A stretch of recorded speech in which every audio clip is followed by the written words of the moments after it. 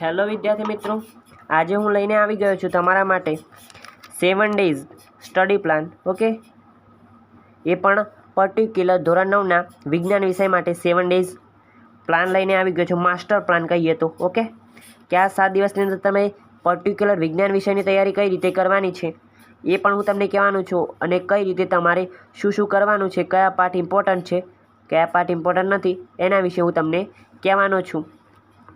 Okay, તો video પૂરેપૂરો જોજો. તો વિદ્યાર્થી મિત્રો, કેટલાક વિદ્યાર્થીઓને એવું થાય કે હવે છેલ્લા 7 દિવસ રહ્યા છે, તો એની અંદર મારે પ્રોપર પ્લાનિંગ કરીને સ્ટડી કરવી છે. તો કઈ રીતે પ્રોપર પ્લાનિંગ કરાય અને કઈ રીતે હું સ્ટડી સ્ટાર્ટ કરી શકું, તો એના માટે હું પ્લાન લઈને આવી ગયો છું કે 7 દિવસની અંદર તમારે કઈ રીતે કહીએ તો આખા સિલેબસને તોડીને મરોડીને કહે ને કે 80ની અંદરથી તમે એટલા કોન્ફિડન્સથી કહી શકો કે 75 તો મારે બને જ છે. દરેક વિષયની અંદર 80ની અંદરથી 75 તો મારે બને જ છે, એટલા તમે કોન્ફિડન્સથી કહી શકો. તો એવી તૈયારી તમારે કરવાની રહેશે. તો વિદ્યાર્થી મિત્રો, હું તમારા માટે ટાઈમ ટેબલ જનરલ રીતે કહું તો વિદ્યાર્થી મિત્રો, તમારે અત્યારે હાલની અંદર કહીએ ને 7 જ દિવસની વાત છે, વધારે નહીં. 6 કલાકની જ ઊંઘ લેવાની. કેટલા? 6 કલાકની ઊંઘ લેવાની છે. 24 કલાક છે, એના અંદરથી 6 કલાક કાઢી દો. વચ્ચે કેટલા? 18 કલાક. વિદ્યાર્થી મિત્રો, 18 કલાકની અંદરથી 8 કલાક બીજા કાઢી દો. શાના? કે તમારી 8 કલાકની અંદર જે સ્કૂલ ને ટ્યુશન ને બધું થઈ જાય, એટલે 8 કલાક એ કાઢી દો. 18ની અંદરથી કેટલા વધ્યા? 10 કલાક. તો વિદ્યાર્થી મિત્રો, 10 કલાકની અંદરથી તમે 3 કલાક મારા ખ્યાલથી જે જમવા પીવાનું ખાવાનું બીજાનો ફોન જોઈ લીધો, આમ કરી લીધું, તેમ કરી લીધું, એમ કરીને 3 કલાક બીજા કાઢી દો. એટલે કેટલા વધ્યા આપણી પાસે? 7 કલાક વિદ્યાર્થી મિત્રો વધ્યા. આ 7 કલાકની અંદર પ્રોપર તમારે 7 વિષયની સ્ટડી કરવાની છે. ઓકે, ફૂલ એનર્જી સાથે. એનું ટાઈમ ટેબલ પણ હું તમને આપું. ઓકે, તો વિદ્યાર્થી મિત્રો, તમારે સૌથી પહેલાં તો વહેલા 4 વાગે ઉઠવું પડશે. કારણ કે જો તમે રાત્રે 10 વાગે ઊંઘશો તો સવારે 4 વાગે ઉઠવું પડશે. અને જો તમે રાત્રે વાંચી શકો છો તો 1 વાગ્યા સુધી વાંચી શકો છો, તો પછી સવારે 6 વાગે ઉઠો તોય કંઈ વાંધો નથી. ઓકે, અને રાતે કોઈ 2 વાગ્યા સુધી વાંચી શકે તો સવારે 7 વાગે ઉઠે, એને પણ એવી કોઈ વાંધો નથી. એ એની રીતે પ્લાનિંગ બનાવી દે. ઓકે, પરંતુ હું કે જે પ્રોપર 10 વાગે સૂઈ જાય છે અને સવારે 4 વાગે ઉઠવા તૈયાર છે, એના માટે પ્લાનિંગ લઈને આવીશું. તો વિદ્યાર્થી મિત્રો, પહેલાં તો તમારે પ્રોપર 4 વાગે ઉઠવું પડશે. ભલે ઠંડી વાય, અત્યારે તો ઉનાળો છે. મેં જાતે કહે ને શિયાળાની ઠંડીની અંદર, શિયાળાની એના અંદર પણ બસ આ ડિસેમ્બરની અંદર મેં તૈયારી કરેલી. એ વખત જે હમણાં તો મેં હમણાં જ બોર્ડની પરીક્ષા આપી છે, એના અંદર સારા એવા માર્ક્સ પણ આવી જશે મને આશા છે, કારણ કે તૈયારી જેવી કરી છે ને. તો ડિસેમ્બરની અંદર એવી ઠંડીની અંદર, ડિસેમ્બરની એવી ઠંડીની અંદર મેં સવારે 4 વાગે ઉઠીને વાંચેલું છે. અને પાછું કહીએ ને ગામડાની અંદર, ગામડાની અંદર એટલું બધું કંઈ હોય નહીં, પરંતુ સવારે ઉઠવું એટલે ગામડાની અંદર બહુ જ મોટી વાત.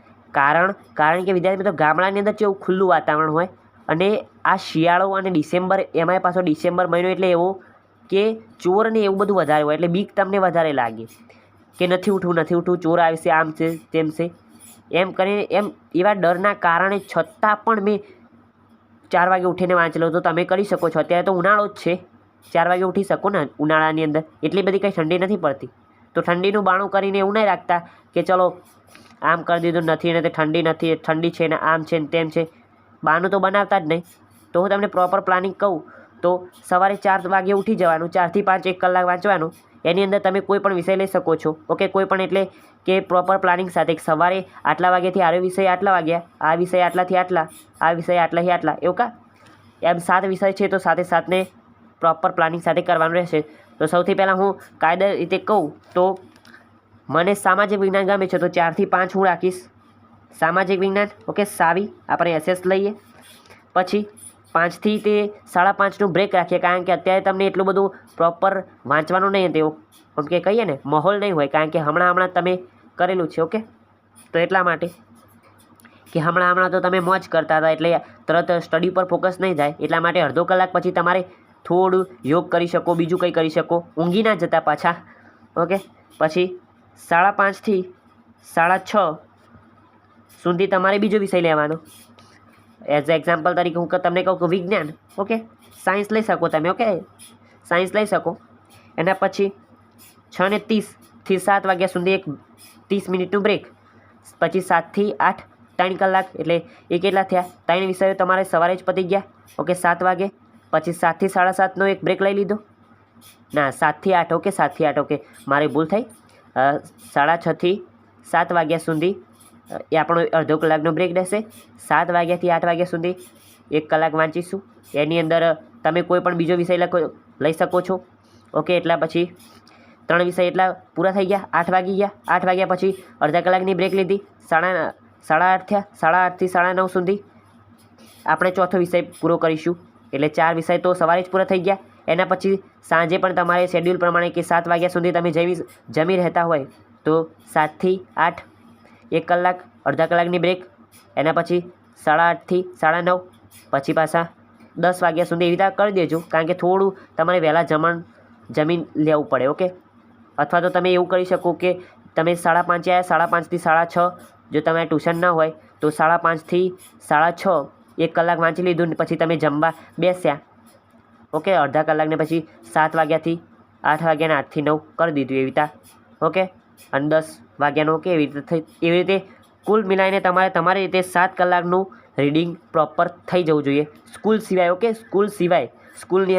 સ્કૂલની અંદર તો તમે રીડિંગ કરવાના જ છો, પરંતુ સ્કૂલ સિવાય તમારે 7 કલાકનું રીડિંગ થઈ જવું જોઈએ. અત્યારે મુખ્યત્વે 3 પ્રકારના વિદ્યાર્થીઓ હશે. એમને હું તૈયારી કઈ રીતે કરવાની પાઠ્યપુસ્તકની વિજ્ઞાન વિષયની એ હું તમને કહી દઉં કે જેને સંપૂર્ણ તૈયારી થઈ ગઈ છે એવા વિદ્યાર્થીઓ પણ હશે કે જેને બધું જ કમ્પ્લીટ વાંચી લીધું છે, પરંતુ છેલ્લા 7 દિવસની અંદર થોડો ડર છે કે કઈ રીતે હું 7 દિવસની અંદર તૈયારી કરું કે જેનાથી મારા સારા એવા માર્ક્સ આવે.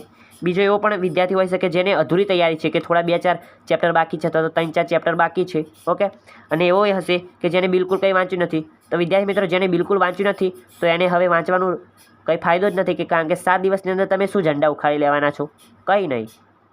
ઓકે, તો એના માટે આપણે કહીએ ને, બિલકુલ જેને વાંચ્યું નથી એને આપણે ડિક્લેર કરીશું. ઓકે, એના વિશે વાત નહીં કરીએ, કારણ કે એને હવે વાંચવાની અંદર રસ જ નથી. આખું વર્ષ ચોપડી નથી પકડી તો પછી શું કરવાનો છે?